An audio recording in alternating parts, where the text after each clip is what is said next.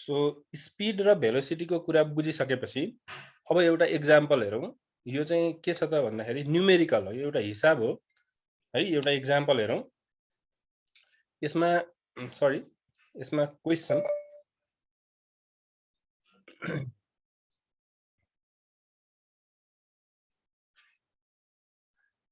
Just a minute है।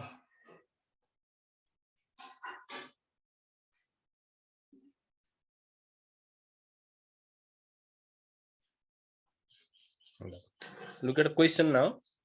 यसमा एउटा क्वेशन छ, त्यो क्वेशनमा के भनेको छ भने I think one of you has to read this. कसैले पढ्न सक्नुहुन्छ? सक्छ। प्लिज गो अहेड, पढ्नुस् त यो क्वेशन के भनेको रहेछ।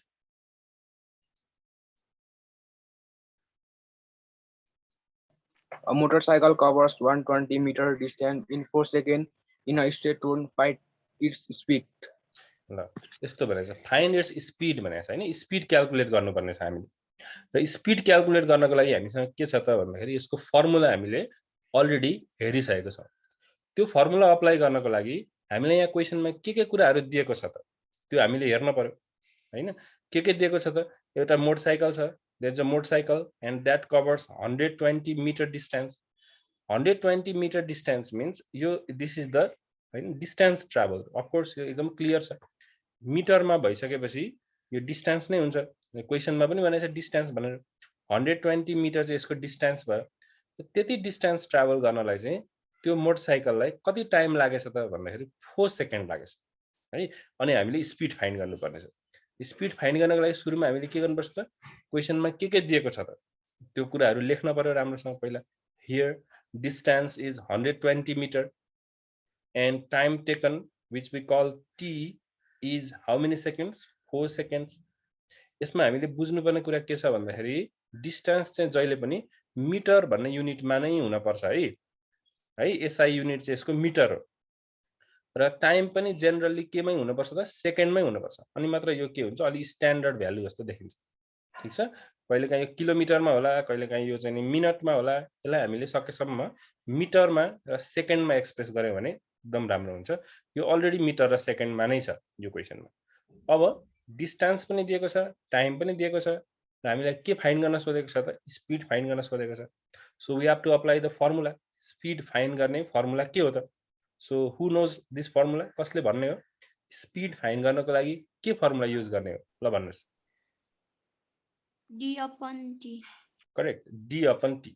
d मतलब डिस्टेन्स ट्राभल, t मतलब time taken and we have both of them. So यो फर्मुला लेख्नु पर्यो, यसको भ्यालु राख्नु पर्यो हैन। d को ठाउँमा 120, t को ठाउँमा 4 अनि यसलाई हामीले डिवाइड गर्यो भने कति आउँछ त? 30 आउँछ। 120 by 4 is 30 र यसको युनिट के हो त? मिटर पर सेकेन्ड हैन। स्पीड भन्ने बित्तिकै अथवा भेलोसिटी भन्ने बित्तिकै यसको युनिट जहिले पनि मिटर पर सेकेन्ड हुन्छ, किनभने यहाँ मिटर छ र यहाँ के छ त? सेकेन्ड छ। So metre per second. यसरी हामीले स्पीड सजिलैसँग क्याल्कुलेट गर्न सकिन्छ। Okay, so if you need to copy this, अहिले पछि म तिमीलाई यो सेन्ड गरिदिन्छु है, यो ग्रुपमा सेन्ड गरिदिन्छु। अहिले चाहिँ हेरेर यसलाई बुझ्नेतिर मात्र लाग्ने है, ध्यान दिएर। कुनै स्टेप बुझेन भने you can ask me also. Distance दिएको थियो, टाइम दिएको थियो, हामीले के फाइन्ड गर्न सक्यौं त? हामीले सजिलैसँग स्पीड फाइन्ड गर्न सक्यौं, राइट। अर्को एउटा पनि हेरौँ है त, एक्जाम्पल 2 मा जाउँ। And I request one of you to read this question again. कसले पढ्नुहुन्छ यो? ल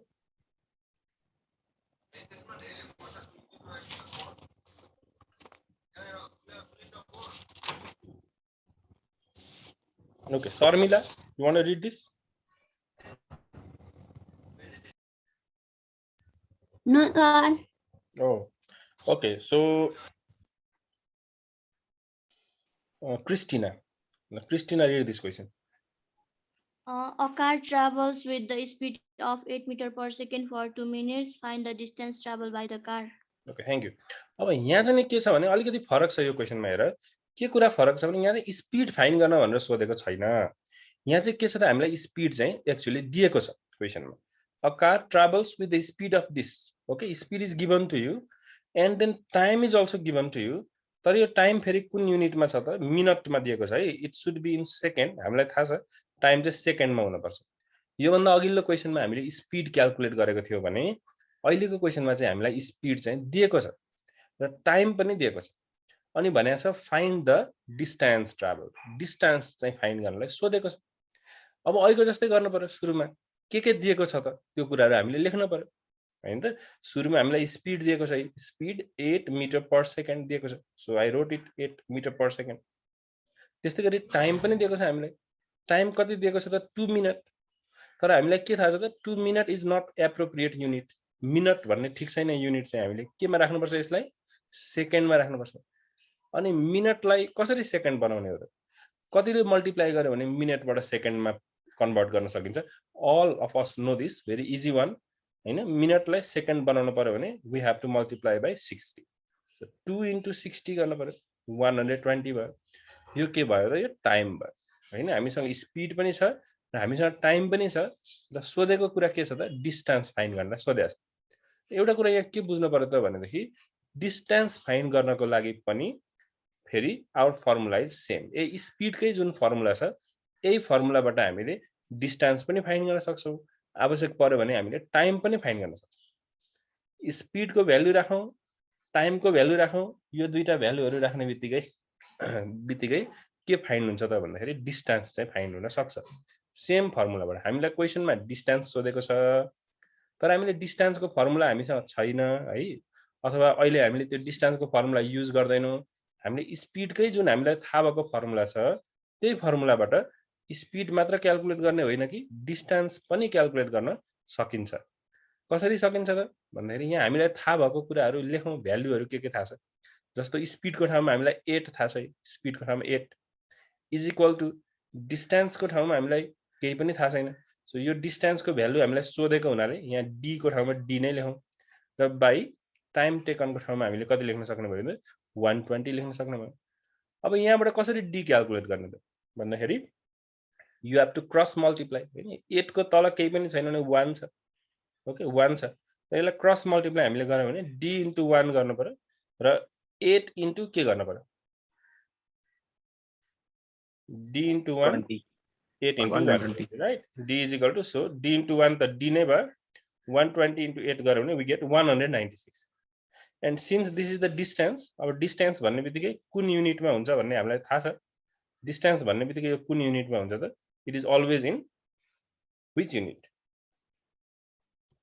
meter ma cha हैन यो जहिले पनि मिटरमा हुन्छ this is how we can calculate the distance okay so now we have to proceed हामीले दुईटा न्यूमेरिकलहरु हेर्यौं एउटामा हामीले स्पिड कसरी क्याल्कुलेट गरिन्दो रहेछ त्यो हेर्यौं अर्कोमा हामीले डिस्टेन्स कसरी फाइन्ड गर्ने त्यो पनि हेर्यौं र इन द सेम वे हामीले टाइम पनि क्याल्कुलेट गर्न सकिन्छ अब एउटा एकदमै इम्पोर्टेन्ट कुरा आज हामीले पढ्छौं एकदम इम्पोर्टेन्ट छ ध्यान दिएर सुन्ने यसलाई बुझ्ने कोसिस गर्ने है सबैजना यहाँ के लेखेको छ भने uniform and non uniform velocity भनेर लेखेको छ uniform and non uniform velocity भनेर लेखेको छ अब हेर जुन भेलोसिटी हुन्छ बेसिकली दुई टाइपको हुने रहेछ एउटा युनिफर्म एउटा चाहिँ नन युनिफर्म भेलोसिटी हाम्रो जुन व्यवहारमा हाम्रो समाजमा हाम्रो दैनिक जीवनमा हाम्रो डेली लाइफमा जुन वरिपरि हामीले देखिरहेका वस्तुहरु छन् जुन चलिरहेका छन् हैन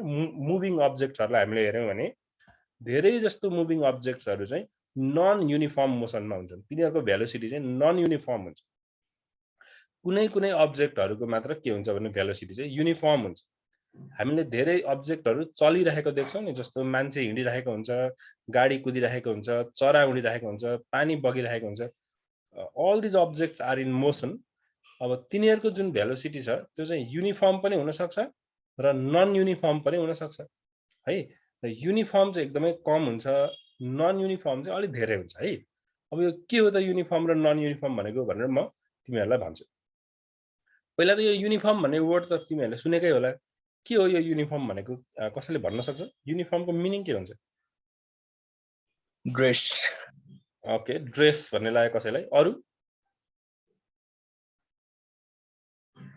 यो युनिफर्म भनेको चाहिँ नि एक्चुअली के हो त यसको अर्थ भन्दाखेरि युनिफर्म भनेको समान है सिमिलर एउटै खालको त्यसलाई युनिफर्म भन्छ र एउटै खालको भेलोसिटी छ भने त्यसलाई युनिफर्म भेलोसिटी भन्छ समान खालको भेलोसिटी छ भने त्यसलाई युनिफर्म भेलोसिटी भन्छ ठीक छ अब समान छैन भने नन युनिफर्म भन्नुपर्छ। एउटा एक्जाम्पल यहाँनिर म देखाउँछु, त्यसपछि म क्वेसन पनि सोध्छु, त्यसकारण एकदम ध्यान दिएर हेर्ने, pay attention to the screen. Okay, there is a car, you can see there is a car, अनि यो एउटा रोड छ, यो रोडमा चाहिँ नि एउटा कार हिँडिरहेछ, ठिक छ, एकदम ध्यान दिएर हेर्नु होला। यो एउटा कार छ, एउटा रोडमा यो कार चाहिँ हिँडिरहेछ, र यो कार अहिले कुन पोइन्टमा छ त भन्दाखेरि ए भन्ने पोइन्टमा छ, अथवा ए भन्ने प्लेसमा छ। So after some time this car will move from A to B है, ए भन्ने ठाउँबाट हिँडेर अब यो कार चाहिँ कुन ठाउँमा पुग्यो भने बी भन्ने ठाउँमा पुग्यो, र यसरी कति डिस्टेन्स यसले ट्राभल गरेछ भन्दाखेरि 50 किलोमिटर डिस्टेन्स ट्राभल गरेछ है। फेरि बीबाट सीमा यो गयो, बीबाट सीमा गयो, र फेरि पनि यसले कति डिस्टेन्स ट्राभल गरेछ भन्दाखेरि 50 किलोमिटर, र सीबाट डीमा फेरि गयो, र फेरि पनि 50 किलोमिटर डिस्टेन्स चाहिँ ट्राभल गरेछ। र यहाँनिर एउटा कुरा के भनौँ भने, एउटा अर्को मान्छे पनि छ यसको कुरा म भन्छु, यो गाडीले चाहिँ ए देखि बी सम्म पुग्नलाई पनि 1 आवर टाइम लगाएछ है, 1 आवर नै टाइम लगाएछ। बीबाट सीमा पुग्नलाई पनि 1 आवर टाइम लगाएछ, र सीबाट डीमा पुग्नलाई पनि 1 आवर टाइम लगाएछ। यसको के मतलब भयो भने, in the equal interval of time, यो समय बराबरी हुँदाखेरि, टाइम इक्वल हुँदाखेरि यो गाडीले ट्राभल गरेको डिस्टेन्स पनि के छ त, इक्वल छ। बराबरी टाइममा बराबरी डिस्टेन्स चाहिँ ट्राभल गरेछ यो कारले हैन, डिस्टेन्स पनि बराबरी, टाइम पनि बराबरी, इक्वल टाइममा इक्वल डिस्टेन्स ट्राभल गर्यो है। यस्तो खालको भेलोसिटी, यस्तो खालको मोसनलाई हामीले के भन्नुपर्छ भने युनिफर्म मोसन भन्नुपर्छ। युनिफर्म मोसनको मतलब हुन्छ in equal interval of time this car has travelled equal distance. तर एक्चुअली प्र्याक्टिकल लाइफमा चाहिँ यस्तो अलि हुँदैन। यो मैले एउटा एक्जाम्पल मात्र देखाएको। तिमीलाई थाहा छ, एउटा गाडी चाहिँ सुरुमा कुद्न सुरु गर्दाखेरि अलि ढिलो ढिलो कुद्छ, बिस्तारै राम्रो बाटो भेटायो भने अलि स्पिड कुद्छ उसले चाहिँ, र बाटो पनि सबैतिर एउटै हुँदैन, कहीँ घुमाउरो हुन्छ, कहीँ उकालो हुन्छ, कहीँ ओह्रालो हुन्छ हैन, फरक खालको बाटो हुन्छ। त्यसकारण यो गाडीको स्पिड चाहिँ कहिले बढ्ने कहिले घट्ने भइरहेको हुन्छ हैन, प्र्याक्टिकली अलि यस्तो हुन्न। तर यहाँ एउटा एक्जाम्पलमा चाहिँ मैले कस्तो देखाएँ भन्दाखेरि, इक्वल टाइममा 1 आवर टाइममा यहाँ पनि 50 किलोमिटर नै हिँड्यो, यहाँ पनि 1 आवर टाइममा 50 किलोमिटर नै हिँड्यो, 1 आवर टाइममा यहाँ पनि 50 किलोमिटर नै हिँड्यो भने यो भेलोसिटी जुन छ यो कारको, यो युनिफर्म भेलोसिटी हो कि नन युनिफर्म भेलोसिटी हो ल भन्नुस् त, कस्तो भेलोसिटी हो? It is uniform velocity. किन युनिफर्म भयो त भन्दाखेरि यसले बराबरी डिस्टेन्स ट्राभल गरेको छ। अब कुरा गरौँ यहाँ तल भएको अर्को मान्छेको हैन, यो मान्छे पनि अहिले ए भन्ने पोइन्टमा छ, ए भन्ने पोइन्टबाट यो मान्छे हिँड्छ र बी भन्ने पोइन्टमा आइपुग्छ है, र कति बी भन्ने पोइन्टमा आइपुग्नलाई उसलाई कति डिस्टेन्स ट्राभल गरेछ भन्दाखेरि 4 किलोमिटर, र 1 आवर टाइममा है, 1 आवर टाइममा 4 किलोमिटर। फेरि 1 घन्टा हिँड्यो त्यो मान्छे, बीबाट सीमा पुग्यो, तर त्यतिखेर फेरि उसले कति हिँडेछ 7 किलोमिटर, र सीबाट डीमा पुग्यो फेरि त्यो मान्छे, त्यतिखेर चाहिँ उसले फेरि कति हिँडेछ त 9 किलोमिटर हिँडेछ। टाइम चाहिँ नि 1 आवर नै हो, यहाँ पनि 1 आवर हिँडेको, अनि त्यसपछि फेरि पनि 1 आवर हिँडेको, फेरि पनि 1 आवर हिँडेको, time is same but distance travelled is different.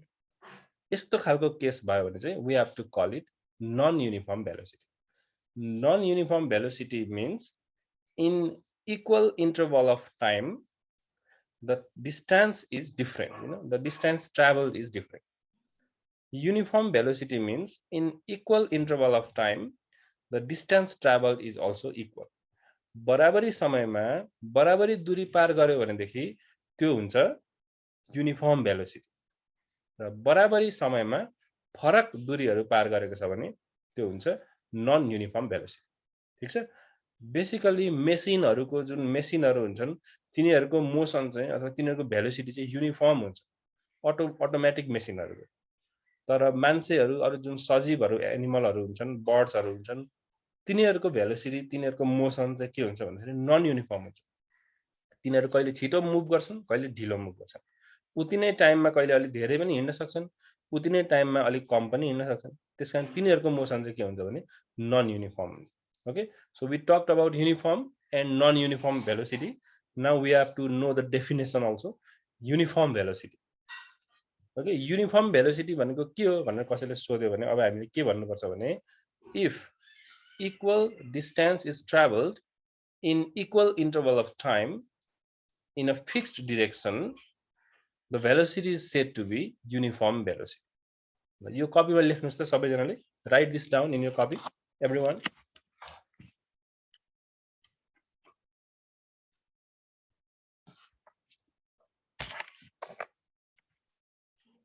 This is the definition of uniform velocity.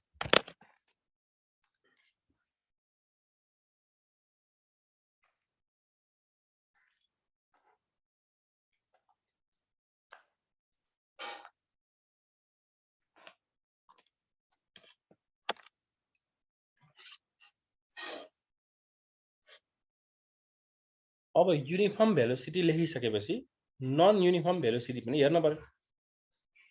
In non uniform velocity is almost similar, just opposite हो यो चाहिँ. इफ एन अब्जेक्ट कभर्स, जस्तो अघि मान्छेले कभर गरेको थियो नि अनइक्वल डिस्टेन्स हैन, मेसिनहरुले चाहिँ कस्तो डिस्टेन्स ट्राभल गर्छ, इक्वल टाइम छ भने इक्वल डिस्टेन्स ट्राभल गरिरहेको हुन्छ. यदि अनइक्वल डिस्टेन्स ट्राभल गर्यो, 1 घण्टामा कतै 5 किलोमिटर कतै 1 घण्टामा 10 किलोमिटर यस्तो खालको भेलोसिटी छ भने त्यो चाहिँ नन युनिफर्म भेलोसिटी हो. नन युनिफर्म भनेको असमान हो हैन, युनिफर्म भनेको समान हो. भेलोसिटी युनिफर्म र नन युनिफर्म हुँदो रहेछ. So you have to just write the definitions. It is there in your book as well. बुकमा हेरेर लेख्दा पनि हुन्छ होइन भने यही स्क्रिनबाट लेख्दा पनि हुन्छ. अब यो युनिफर्म र नन युनिफर्म भेलोसिटी बुझिसकेपछि एउटा लास्ट कुरा आज पढ्नु पर्ने छ, त्यो पनि एकदमै इम्पोर्टेन्ट छ र त्यो that is called acceleration. Okay, it is acceleration.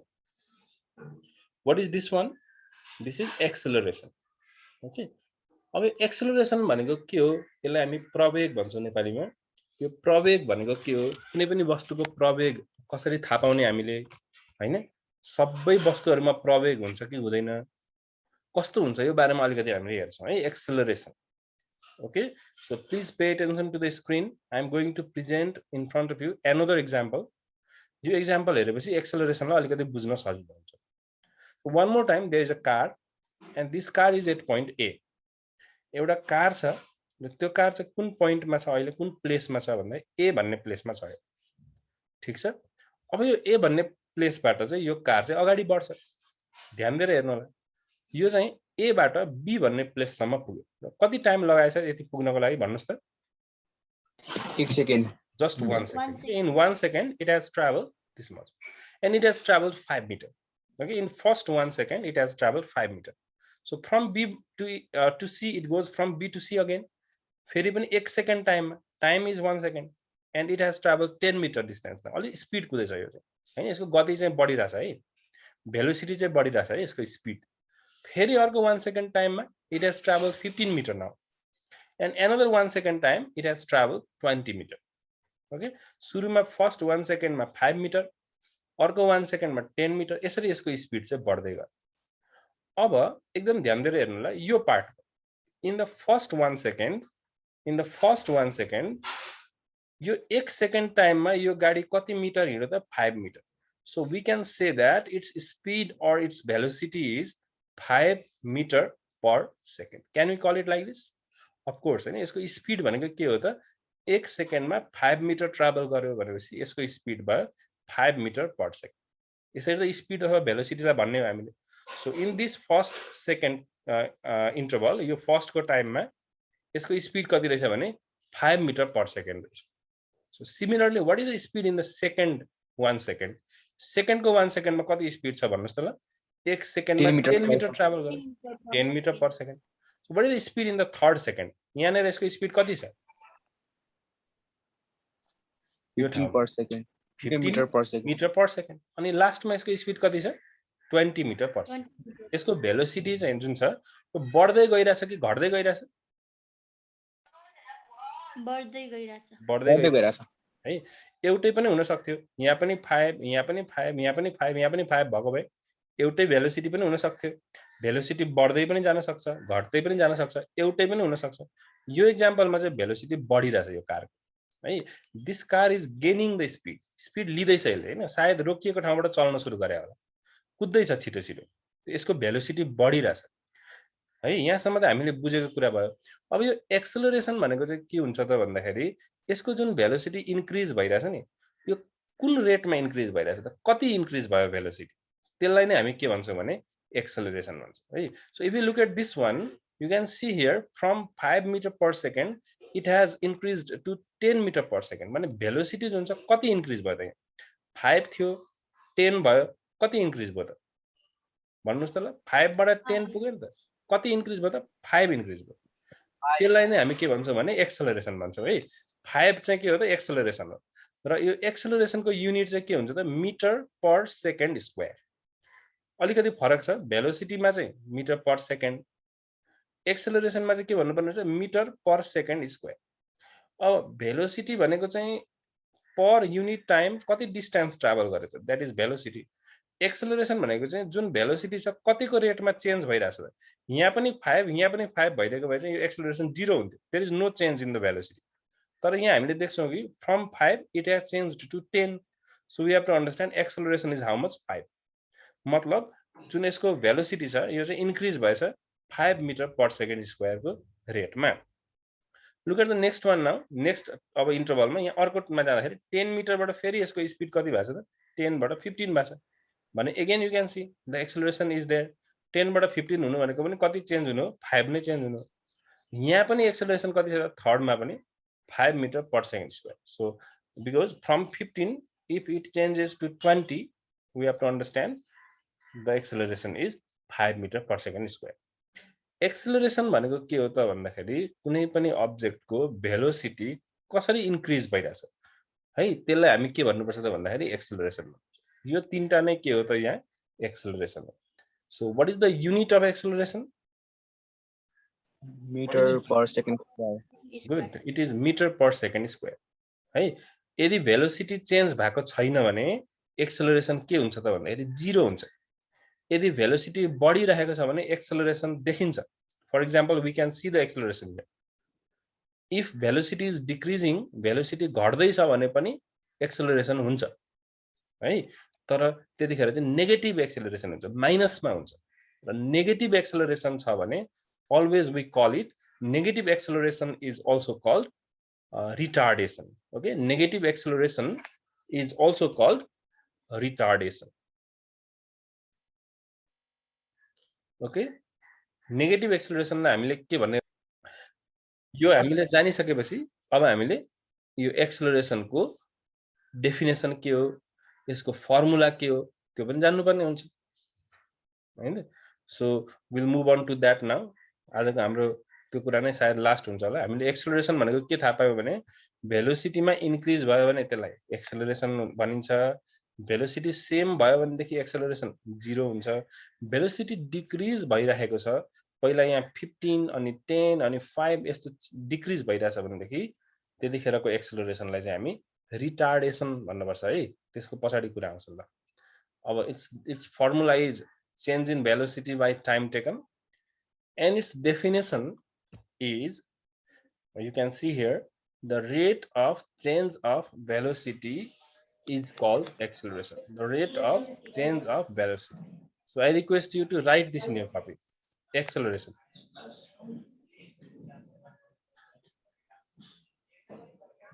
Acceleration means